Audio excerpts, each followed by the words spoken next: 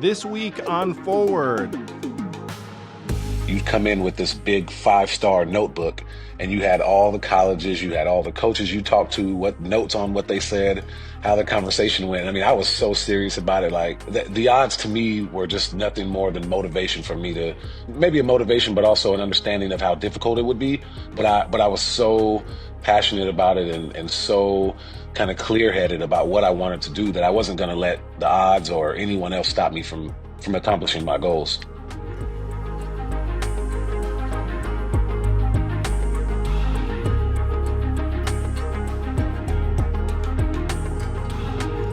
It is my pleasure to welcome to the podcast 10-year NFL veteran, former first-round pick, speaker, author, journalist, you name it, Donté Stallworth is with us. Welcome, Donté. Thanks for having me, Andrew. Donté, thanks for being here. So much fun. So you and I connected in person in DC a little while back. This has been a weird time, we say. For a lot of folks. But one of the things that I found fascinating talking to you is your experience as a pro athlete, which is something that most of us, so I'll out myself as something of a failed jock.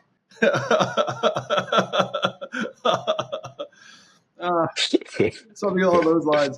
So someone who's actually played football, played pro sports at the highest level. Then after, when you and I were just shooting the shit, I was like, oh my God, Donté's got some fascinating stories in terms of the behind the scenes.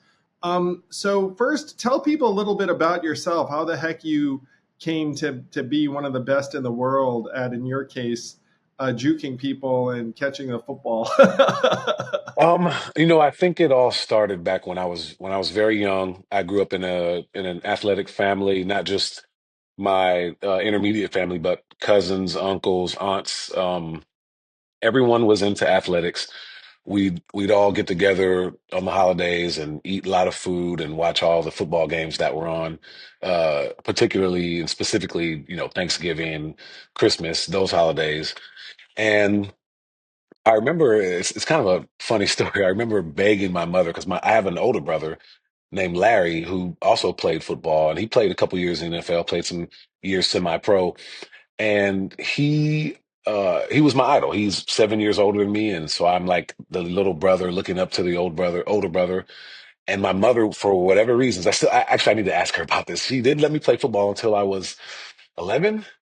And even then, it was like pulling teeth, right? So my uncles, like for two straight years, they begged my mother to let me play football, and she didn't.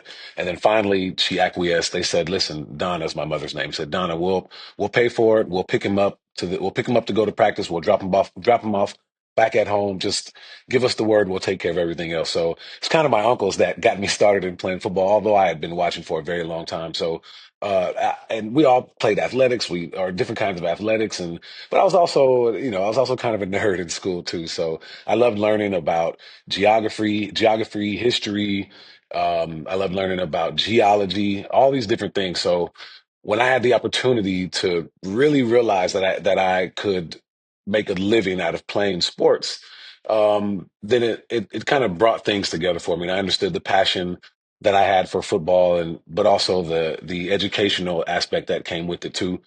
And I was, if I'm not mistaken, I feel like I was the first or one of the first players from my high school to make it to the NFL. And then it just seemed like after that the floodgates open, and we have a number of guys that are playing in the NFL right now. And so that's been fun to kind of watch these guys that were literally like children watching me play in high school, and then I get there to the NFL, and then they're in college, and then they're in the NFL now, and then there's kids that are at my high school that are looking up to them. So it kind of started this chain reaction of players going to the NFL from my high school, and not just from my high school, but the Sacramento area in general. So that's something that I'm very proud of to be able to kind of be at the forefront of the thing that got kids into the NFL, because as you know, Andrew, representation is very important. And so I didn't have anyone to look up to necessarily to say, outside of my brother, to say that, hey, this is something that I could do.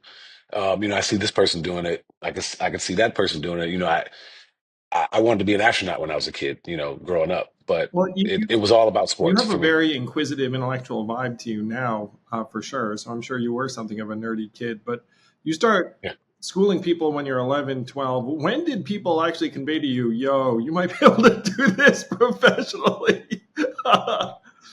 Um, I think my high school coach, Mike Albergini, was one of the first people to tell me this, and I had already kind of had it in my mind. Like that was my goal from the beginning. I knew the odds were against me to against anyone really to make it to the NFL. It's Totally. not easy at all, right? Yeah. It's difficult, but I knew that I was blessed with a lot of talent, and I knew that if I kind of I'm going to date myself here in my age, but I remember thinking about my talent and how I can construct it and put myself in a position to Well, become an NFL yeah, yeah. player. So here's a question, Dante. Let's say there's a Yep. like a high school athlete. So you had a high school coach that was like, "Hey, man, you might actually be able to go pro." But Yeah. are there measurables where you can say, "Hey, I can do a 40-yard dash in this time," and certainly your height and your reach and things like that you can measure. But are there measurables where you're like, if you can do this, then you might end up being a professional? Yeah, you mentioned the 40 time. I think players, coaches, and organizations, whether if it's high school, the collegiate level, or the professional level, speed is something you can't teach. You can get faster, you can run more efficiently to become a little bit faster, but natural speed is something you can't teach. And so, if there's a guy that's really fast, that always helps, and that actually is kind of what helped me to become the first wide receiver drafted. I was in the mix with other guys uh, throughout the course of my last year in college, but when I ran a 4.2 in the 40, that just separated me and stapled me to be the number one wide receiver taken in my draft in 2002. So I think probably number one measurable is speed. If you see a guy that's super fast and you know that you can kind of coach the other things, you can coach him how to run through tackles, you can coach him how to run routes and catch footballs, and play defense and tackle and all that. But if you've got natural speed, I think that's one thing that coaches are always looking for. So you had natural speed, and you're not enormous or anything. Like, how tall were you? 6 foot, the 6.5. I usually say 6'1" though. I kind of rounded up a little bit to six foot Yeah, one. so you must have been like lightning. It's like, oh, this guy's so fast. So, and it's impressive to me that you came. I had the sense because I don't know. I don't think of Sacramento, California as like a football factory or whatever. Not like Yeah. there were people. I Yep. mean, it turns like you were the first. And I will say, as soon as someone does it from a particular high school, then others are like, oh, snap! Like maybe that's a thing. Yeah. Yeah. Maybe Seriously. and then schools maybe give it a longer look. But in your case, Right. you Exactly. get Yep. brought to a big time Division I program. Did you start out at Tennessee? Is that right? I did. Yep. This is my Vol Yeah, yeah. shirt So on you go right to here. Tennessee, and you are. I mean, college football is like the most intense fan base that there is, and they still love you there. By all accounts, you go anywhere near. Yeah. They'll love you forever in Knoxville. Yeah. It's a great place. Yeah. So you come out, and then you're a first round draft pick, which is a big deal. And the hype follows you for years. You have a really productive career for a number of teams.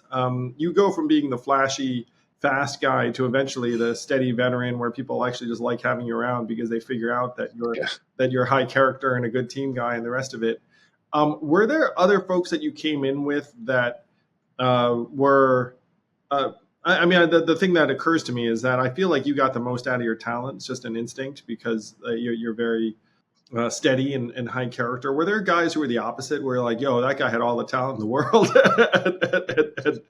Yeah, yeah, you see it all the time. I mean, even in high school, Andrew, I was my junior year in high school, we didn't have state championship at this time, but we won our section championship, and I was like the third receiver on my team. We had two guys who didn't necessarily have the size or speed that I had, but I mean, they were some bad dudes, like football wise. They were like really good players.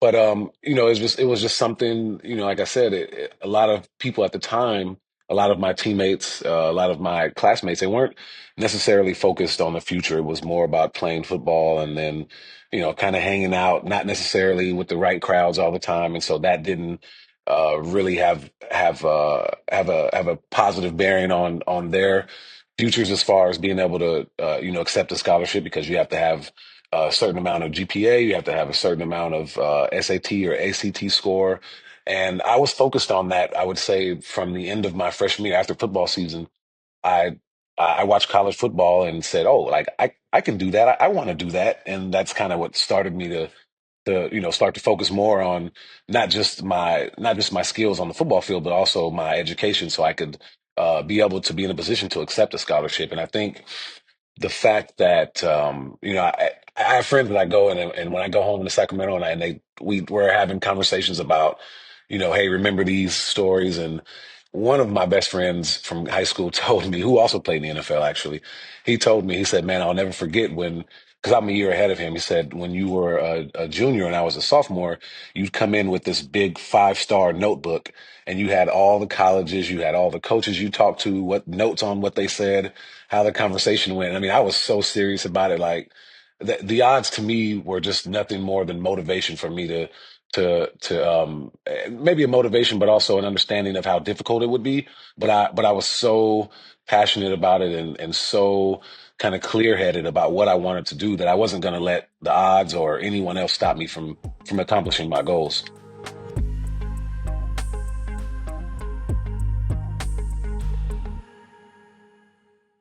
Hello, YouTube. Please do hit that like and subscribe button. And don't forget, you can ask questions at mailbag@andrewyang.com. See you on the interwebs.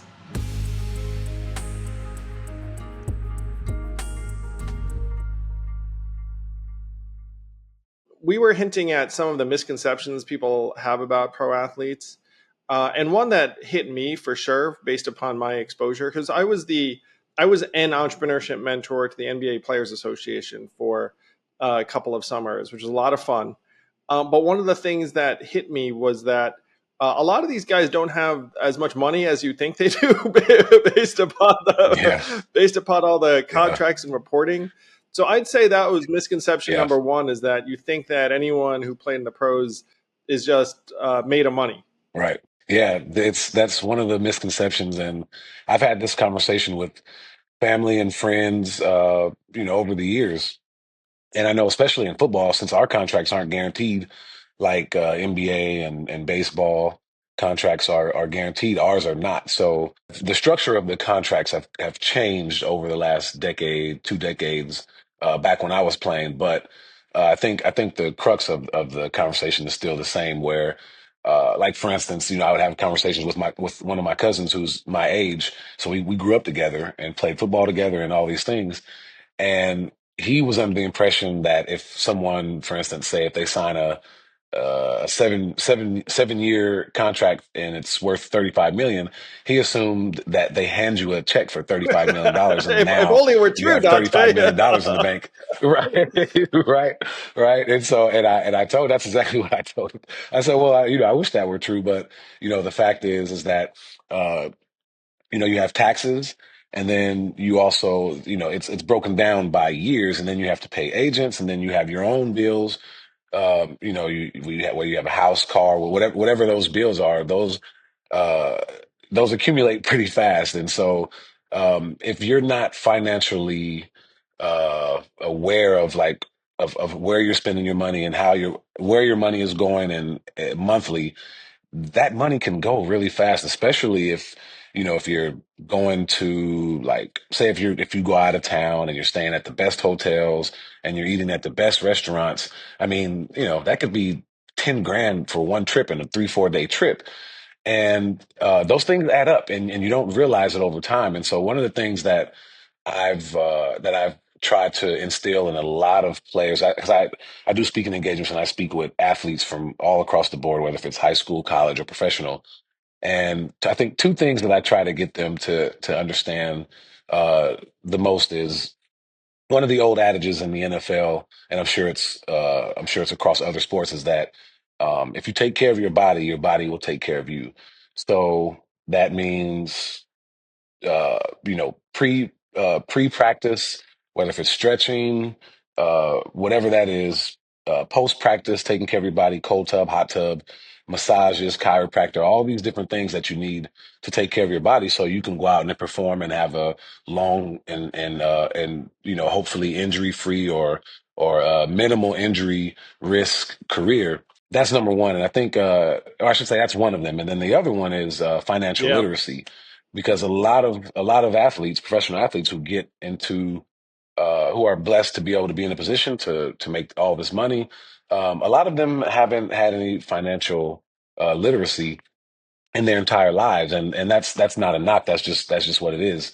And most Americans don't, so, and it's not just these guys, it's a lot of Americans, unfortunately. Dante, it's So almost like a conspiracy. It's very confusing. Like one of the things I was saying when I was running for president was that we should just teach financial literacy in high school. It's almost there's something up because heck, I even studied yeah. economics in college, and most of that stuff is, by the way, totally irrelevant to personal finance. You end up learning in another way. You said something to me that blew Yep. my mind too, which is that apparently if you're an NFL player, you get paid per game. And I had Yeah. this mistaken Yeah. thought that, Yeah. you know what, like, look, I knew that you had to pay your agent. I knew you had to pay Yep. taxes for sure. I knew that, I knew Yeah. that you were getting a big haircut, but I assumed that they took the money and then you got paid it every 2 weeks, like a kind of including the off season, something of Yeah. like a normal Yeah. working Yeah. Yeah. relationship. But when you said no, what they do is they Right. take Right. your contract amount and they give it to you on a week by week basis during the season. I was like, that's crazy to me because then there's this entire other period where you're not getting paid, and then you go and you play, and then all of a sudden, like the money's hitting the account. So that Yep. would cause very very strange, consumption and mindset, in my opinion. No, for sure. I mean, it shocked the hell out of me, Andrew, when I first got into the NFL. So, um, I remember when I got my first check, it was part of my signing bonus, or it was my signing bonus. So I got that check, and that was all, the signing bonus. But then the season starts, and most teams in the NFL, they do biweekly, so you get paid every two games. But there are some teams, and I think the Eagles are one, who pay you every single week, which is basically every single game. But like we talked about, if a guy's making, I don't want to get too much into math because I'm terrible at math, but I'll just make it even because there's 17 games. If a guy's making, say, $17 million, then every week he's getting a check for $1 million, right? But that's only for the 17 games. So when the offseason comes, if he doesn't have any signing bonus or any incentives that he's made, if he just has his $17 million signing bonus, and I don't want to say just, but because that's obviously a ton of money, I mean, yeah, I mean that would be very high level too, because like the average NFL player, I mean, they're making right? more now than they did when you were playing, but like the average NFL player's Yeah, career is, I want to say it's something like 4 years or something along those lines. Three, three. It's yeah, 3 years. Yeah, it's 3 years. 3 or three and yeah, a half. yeah. Yeah. It's like three and a Yep. half, and then there's a particular point when you start getting uh, pensiony type things, or Hmm. like Yeah. there's like a sweet spot where. And I had a colleague whose brother-in-law was an NFL reserve offensive lineman, and he was trying like mad to Hmm. make it to a point where he got health care for the rest of his life. And I can't remember how many years he had to be playing, but it was very dicey because he had a back injury, and then he was like, "Oh, I got to get out there and try and get the health care." Yeah. Yeah. Yeah. It's so to be vested in the NFL, to receive your pension and all those other things that you get from the NFL post career. It's you have to play 3 years plus three games. So it's basically you're in your fourth year, and you play after you play that third game, then you are vested in the NFL's pension plan. And it's interesting because the average career of an NFL player is only 3 years. So the people that are getting this are not the average NFL player, but it's the people who have played 3 years plus three games. So essentially, you've made it to your fourth year, and you've played three or four games that season. That enables you to get the pension and all the other things that the NFL has to offer. That and I will say that the NFL has done a much better job, and whether if it's uh, been like through the healthcare or things like that for retired players, and current players, they're doing a better job because when I was first starting out, I wasn't thinking about any of that stuff. I had just turned 21 years old and I was living my dream. So like healthcare and all that, that's like for old people, right? That was in my mind. I'm like, I don't have to worry about healthcare and you don't think about those things when you're 21 years old, or at No, least no, I no wasn't at the 21-year-olds time. think like that. And Yeah. right. You're thinking about the next day, and that's what you're mostly concerned about is today and the next day. But the NFL has done a much better job now, and the NFLPA has done a great job of taking care of the players and making sure that everyone is putting the money towards their pension if they're able to. Because again, like you said, it's there are some guys like for instance practice squad guys. I'm not exactly sure what their pay is now, but I know when I was playing, I think it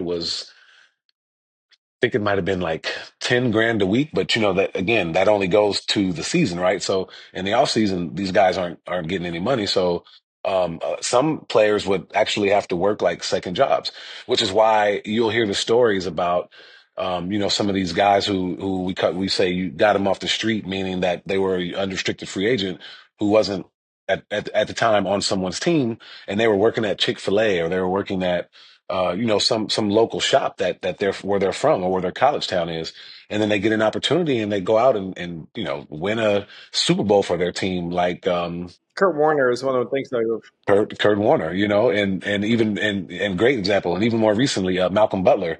Malcolm Butler, I believe, was working at Chick-fil-A or something, and he's the one that intercepted that pass against the Seahawks with like less than a minute left in the end zone that essentially secured the the Super Bowl win for the Patriots. So there are those situations where those guys, and I mean, it doesn't happen all the time, obviously, but um, a lot of the times where you have practice squad guys who are not making the money that people think they are, and then they're out of work, and they have to go and find another job somewhere. So financial literacy, I think you hit it on the head. I think it should be taught in schools. That shouldn't be controversial at all. I think it's so important. And once people understand like how money works, how you can have it work for you, and how to be able to budget all these different things. I think they're very important. As you know, I don't know what percentage it is, but I know it's extremely high. The average American lives check to check. So, financial literacy would be very important to have in these schools, whether if it's start them young in junior high, high school, whatever it is, college. But it is important. I agree with you 100% on that.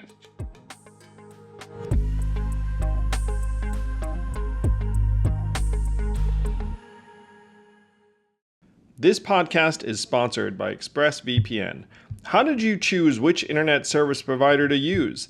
The sad thing is, most of us didn't have much of a choice because ISPs operate a lot like monopolies in the regions that they serve. They then use this monopoly position to take advantage of customers, and yes, they even sell your data, your activities to advertisers and big tech companies, and you don't see a dime. That's why I protect my internet surfing and devices with ExpressVPN. When you use ExpressVPN, it's like a magic portal to a perfectly safe and anonymous internet. And don't take my word for it. This is the number one VPN service according to CNET. It's used by major companies all over the world. So stop handing over your personal data to ISPs and other tech companies who then mine your activity and sell off your information. Protect yourself with a VPN I trust to keep my privacy online. Visit expressvpn.com/yang. That's EXPRESS vpn.com/yang to get 3 extra months free. Go to expressvpn.com/yang right now to learn more.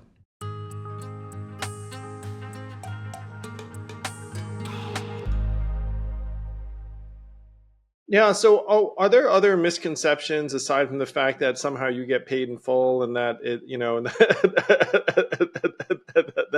the headlines? Because I will say the media definitely makes it seem like everyone, is getting the full check with the way they promote the contracts that get publicized. But what are the other things that people get wrong about pro athletes? I think it's becoming more mainstream now for people to understand that that most athletes aren't just dumb jocks. Um, eh, Professional sports are and players are essentially a microcosm for the most part of America, right? Where you have people come from all different backgrounds, religions, belief systems, um, education, all these different things. But there are a ton of guys who are brilliant I believe it. outside of what they do on the field and on the Yeah, court, yeah. right? They are brilliant. They are people that are heroes in their communities, and there's so many. One of the things that I think that I've been as I've gotten older and kind of been that big brother now to some of these guys, or Unc as they call me, Uncle.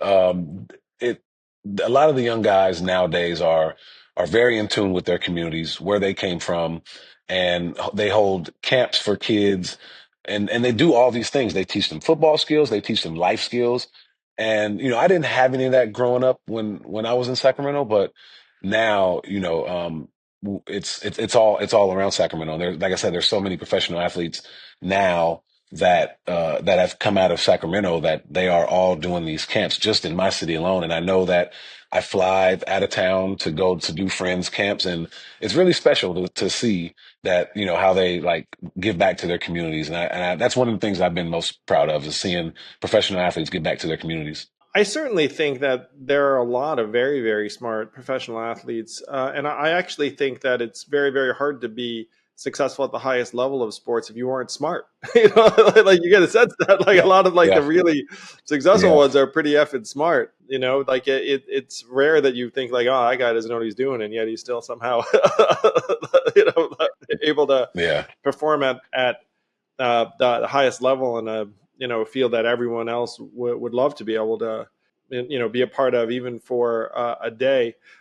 So one of the things that you were commenting on that I was impressed by is that you said, hey, if I played for and you played for example, I think the Washington Commanders or whatnot. He was like, yeah, if I want to go see a game, they'll just put some tickets there for me and whatnot. It's like, oh wow, that's dope. Like, what is Yeah. what is like the package deal for a former NFL player where you think to yourself, okay, like here's because I didn't know you could essentially get free tickets to a game if you played for that team. Mhm. No, well, so I will say that not every organization does that, but a lot of them do, which is good. Most of them want their former players. They want their alumni to come back. Each organization has an alumni association, and they invite you to all these events. They invite you to different games, and it's a lot of fun. I try to travel, and I try to go to New England games at least once a year or once every couple of years. Since I live in DC, I try to go to Philly at least once a year since I played there. I try to go to Washington once or twice a year because I played there. And the same thing with Baltimore. I'm actually going to the Eagles and Baltimore game this Sunday, which is going to be a great game. And I'll be there, even though I played for both teams. I'll be there on the Ravens side, and so the now, and I will have to say too, like I was not an a-hole, so people enjoyed me coming back. And I know there's some people that they're like, oh, I hope this person doesn't come back, or and I get it. Again, you're 22, 23. You're not at that age. Not everyone's the most mature, and obviously I had some of my issues early on, but just generally just good people. They tend to stick around a while. And so I could go to pretty much any team that I played for and still reach out to them, and they'll still accept me there, which for me is pretty cool because, I never thought about those things while I was there. I was just kind of being me, a normal person. But then, as time passes on and you start talking to people and they're telling stories about you, what you were doing when you were there, and just, The normal legend human of stories Donté that, grows that everywhere he goes. The Stallworth love circle. It's cool because like you said, like I said, there's there are definitely, some guys that aren't the best or most fun to be around. But one of the things that I can kind of hang my hat on is that I actually stuck around a lot longer than I probably could have. Dude, your career is And like a three lot of times that the had to length of the do. average. I mean, shoot, you know. Yeah, yeah, it was definitely a blessing. But they kept me around longer because I was a good locker room guy, and Mike Shanahan specifically told me like my one of my last years in the NFL, they kept like 8 receivers on the roster that year, which is unheard of. Any team that I'd Yeah. ever been on, the most they'd ever keep was 5 or 6 receivers, but we had so many young guys, and they wanted me to be kind of in that locker room with a lot of those young guys to kind of help them. So that's always fun to hear those stories when you're getting older and you're like, like people are remembering some of the good things that you did like off the field. It's always a good thing.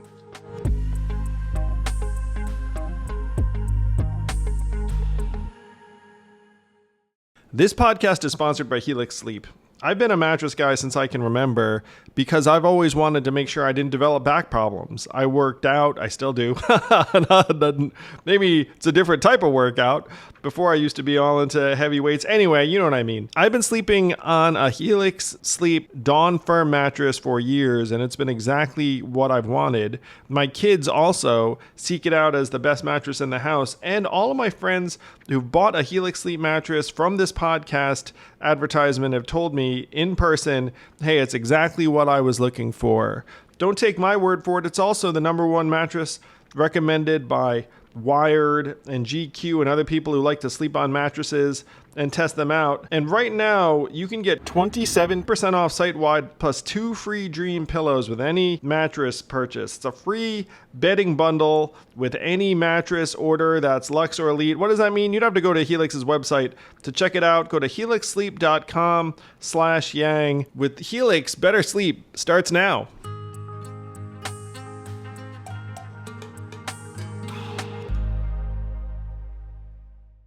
All right, man. So I've got a new axe to grind in a particular way. I think online sports gambling is a new regressive tax on the American consumer. And by the way, you turn on sports. I mean, you commentate on sports. You watch sports, obviously. Hmm. You can't escape the freaking betting ads. I mean, they're baked into Sports Center now. Yeah, It's they're like, hey, you know everywhere. what would be a good bet to make on this game? Right, right. They have segments now on ESPN with that, right? Yeah, Yeah, and so now it's so yeah, embedded into the game. It's billions of dollars. yep. But I was looking into it, and it turns out that personal bankruptcy rates go up in states where you allow it. Because right now it's legal in 38 states, including the state I'm in, Hmm. and then it's not legal in 12 states. So you literally have a perfect like apples to oranges comparison. There's someone called a natural experiment. And so you can see that there are definitely effects, which is common sense. Like, hey, if there are enough people betting money, some of them are betting money that they can't really afford to lose. And Right. then, by the way, it affects their mood. There's even been some data suggesting that domestic violence has gone up in states where this has become Yeah, legal. And I read that and was like, that actually yeah, completely makes sense to me because, yeah, like guys. And I also want to out myself in this regard. I use these apps. I bet money and I think it's bad. In the sense, now, I yes, will say I have never lost more money than it's like I don't have a problem. But what I do have a yeah, problem with is yeah, that it has completely warped my viewing experience. where yeah, like I would be watching yeah, sports and be thinking, I like that team, I like that guy, I like that coach. Now it's like, what did I bet? like what is the outcome that I want? right, And right. one of the reports that's come out is that pro athletes are saying, holy crap, like fans are yelling at me about their bets. Yeah, it's yeah, it's funny you say that. I saw Tyreek Hill speaking about it. I think it was maybe on a Friday, like this past Friday, like it was before the game, before Sunday's game. And he was saying how he was out eating dinner with his family, with his wife and his kids, and someone had come up to him and told him, hey, you ruined one of my parlay bets. How are you feeling this week? And people I have the know. audacity to like come up to you and say those things while you're with your family, as if you're just a robot and you're AI or something, like you're not an actual human being. And he was like, I mean, he actually spoke about this and was like, I don't care about your fantasy. I don't about your fantasy teams. I don't care about your parlays, any of your betting.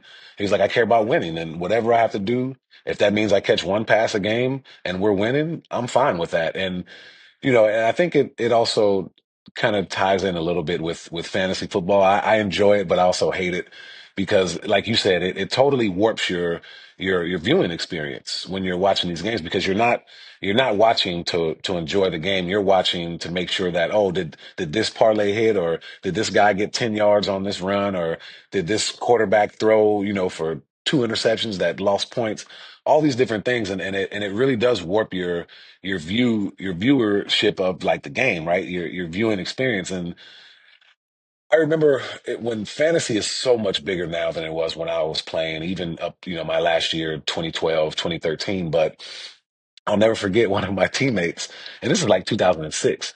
And I think I had missed a game for like I had a hamstring issue, and I was working to get back that next week, and it was like a Thursday or Friday practice, which are like the last two practices of the week before you play on Sunday. And one of my teammates comes up to me and he says, "Hey, how are you feeling?" And I'm like, I'm feeling good, but I'm not sure if I'm going to be out there or not. I'm like taking it day by day. And he's like, dude, don't give me the media answer. I need to know because I got you on my fantasy team. And I thought he was joking. I looked I at him thought and he he was was joking. Yeah, dead yeah. serious. He was dead serious. And I just laughed at him and I'm like, are you serious? He's like, yeah, can you let me know by tomorrow, like by practice, I have to fill it out.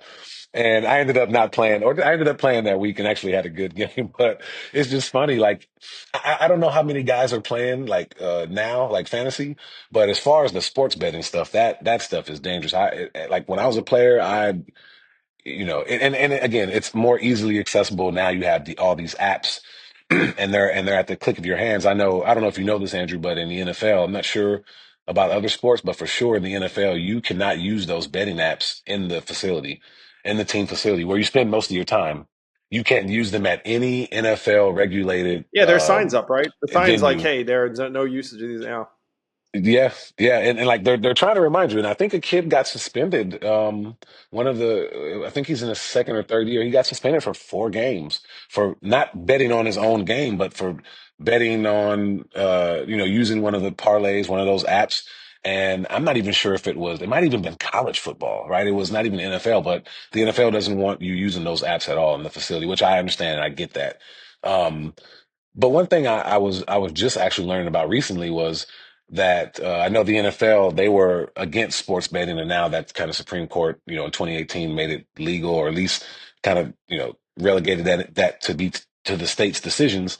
The NFL then started to make a push to take out these I don't know if they call it objective betting or whatever it's called, but basically bets that anyone can affect. So, for instance, like injuries to players. You see someone, you try to Nancy Kerrigan them, and like, oh, I had money on this guy. That that obviously that reduces that, because you just never know how that can happen, or why, like how far that would go. But even something as weird as the color of the Gatorade that they're going to throw on the coach for the Super Bowl, right? A player A could player could easily definitely be be like, hey like, guys, let's go with could lemon lime. you know? And Yeah. right, right. And Andrew, it was 2 or 3 years ago. I think it might have been 2 years ago. There was a guy who bet that there would be a streaker at the Super Bowl, and he bet, I don't know what he put up, like 10 grand, and he won like 500 grand. And guess who the streaker was? Him. Him. And the only reason he got caught is because he told everyone about it. And so now they've taken those are the things that they're trying to get out of the game. But I agree with you. I think it is, and there's obviously all these different studies. Psychologically, it's tough, and it affects. I think it affects most people who are not in a position to gamble. A few dollars away, or a couple $100 here and there. It affects people the most that don't have that money, and then that reverberates, like you said, to domestic violence, and who knows what's happening with the children with all this stuff. So it's something, and I'm with you. I've used it a few times here and there. I've never been a big gambler, and I try to limit what I do, maybe $100 like total. I Well, well, like well, Dante, geez, man. I mean, one of the sign up bonuses, like, hey, you make a bet, like, we'll give you $200 free to bet. We'll give right, you, I right, mean, I right. mean, like I mean, shoot, like it's hard to turn down at a certain point. I'm like Yeah. defending my own behaviors. No, I'm just kidding. But Yeah, I do. It is something that I don't know I don't know how it comes to a complete ban again since the Supreme Court came down with this decision in 2018. I don't know legally how that could No, happen. no, dude, it's a state by state issue, and like, Yeah, to yeah, me, one of the things I'm going to now be saying is like the 12 states that haven't made this legal, don't make it legal, and I right. believe that that includes some of the big ones like California. I don't think California, it's yeah, legal.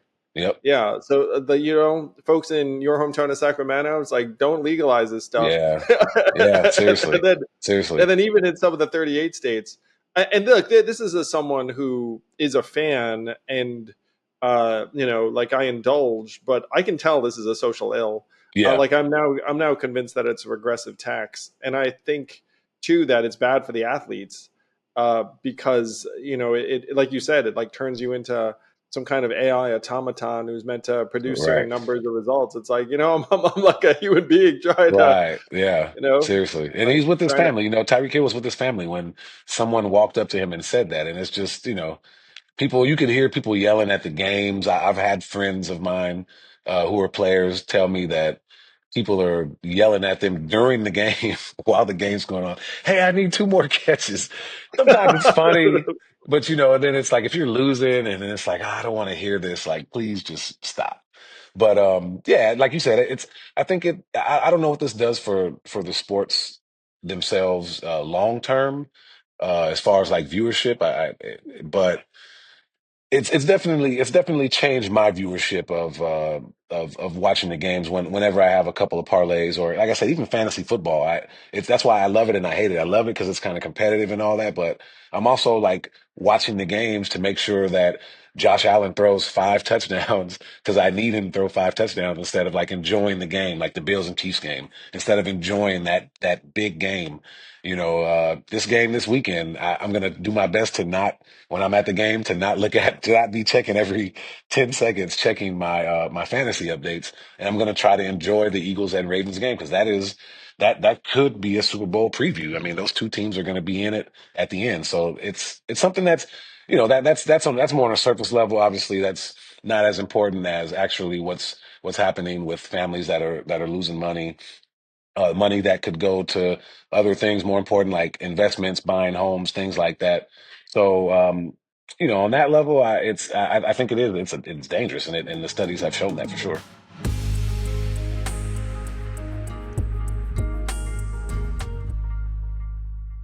Hey, all, if you know me, you know I'm not that handy in the kitchen, and I have become a huge believer and booster of Factor. Factor's delicious, ready to eat meals make eating a joy. It's so fast. You just pop that thing 2 minutes later, and you are eating a restaurant quality, healthy meal, making you feel excellent about yourself. My favorite is the turkey chili with zucchini, and there is so much more to choose from. You never get tired of it.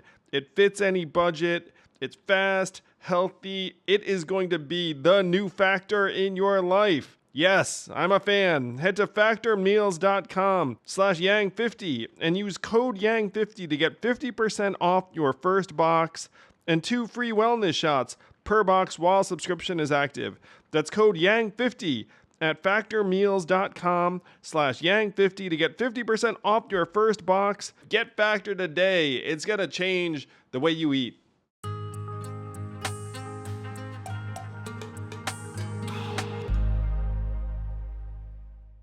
Well, that's a great segue to my final question is Super Bowl picks. Like, do you think it is Eagles? Or actually, I will lead this off. I'm going to say the Buffalo Bills play the Detroit Lions. And then who emerges? I'm just going to say Buffalo, just for the heck of it. I have some Buffalo fans in my, Yeah. in my network. And hey, why not? Josh Allen freak out year. Yeah. Oh, yeah. I would love to see that. I mean, every year, to me, one of the best things about the NFL, excuse me, in particular, the NFL, is that the parity is it's so close that it's not like basketball where you have your top teams and those are going to be the top teams until a player gets traded or whatever, and then that Totally. shifts the dynamics. In the NFL, you any team. I mean, the Freaking New York Eagles. Giants, man, get hot.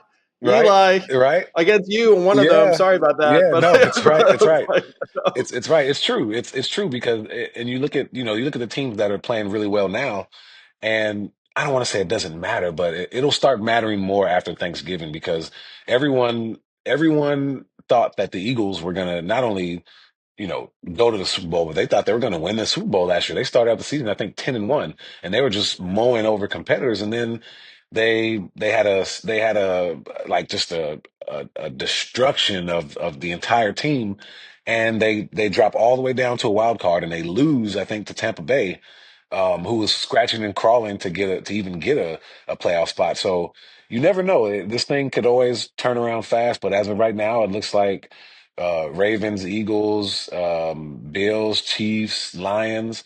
Uh, I mean, Vikings, Packers. They're all at the top right now, and it'll be interesting to see how it all shakes out over the next few weeks. so you're not going to make a pick right now, which is cool. That's what I heard. I'm gonna do it. I'm gonna do it. I'm gonna say, God, the Chiefs just find ways to win. You know what? I'm gonna go. God, I'll go Final Four. I'll say it's gonna be Bills, Chiefs, Eagles, Lions. And I can see a Bills Lions Super Bowl. That'd be a fun Super Bowl. Well, that's pretty good, man. You laid out the picture. Dante, thank you for your time and insight. If someone wants to keep up with you and your thoughts, how can they best do so? I think for right now, I mostly do a lot of my if I write anything, I'll post it on Twitter. If I author anything, it'll go on Twitter. But a lot of times, I'm just kind of tweeting on Twitter, whatever the conversation of the day or of the week is. I like to engage in those things. So I would say Twitter, but I also have Instagram. Not a big kind of social media presence, not at least not as I used to be. But that's where you could find a lot of my stuff. Donté Stallworth. Well, thank you, my friend. Appreciate your time. Have a wonderful holiday, and we'll see who's right on the Super Bowl. I was Yeah, bold. you were I bold. went with the I went with the Buffalo Detroit. It Yeah. sounds like you can't go wrong because if that's the way it transpires, you'll be like, yeah, I pretty much said Yeah. that. Yes, sir. Happy holidays to you, Andrew, as well. Thank you. Appreciate it.